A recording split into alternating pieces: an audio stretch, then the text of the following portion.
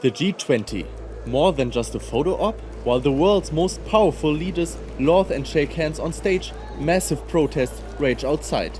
G20 summits tend to deliver striking images. But what are the world's leaders actually doing there? The Group of 20 is a forum of the largest economies in the world. It is made up of 19 member countries and 2 regional bodies, the European Union and, since 2023, the African Union. So technically, G21 would be more accurate, but it's still called G20. The summit was created in 1999 as a forum for finance ministers and central bank governors to discuss global financial issues. In response to the global financial crisis in 2008, an upgrade was needed. The G20 became the yearly summit of state leaders we know today. Over the years, its focus broadened to subjects like health, climate change, and sustainable development. But why did the world need another global summit in addition to the G7 and the UN General Assembly? While the G7 consists mainly of Western democracies whose share of global GDP has continued to decline in recent years, the G20 accounts for roughly 80% of global GDP and population.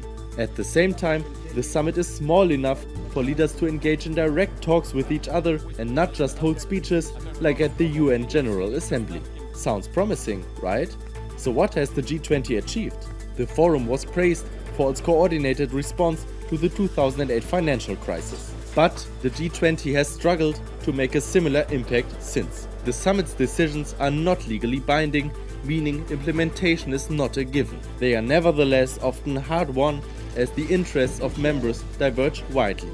This setup led to largely uncoordinated responses to the COVID-19 pandemic, Russia's invasion of Ukraine, and the war in Gaza. On the streets, the summits have regularly been marked by protests, whether from anti-globalization or environmental activists.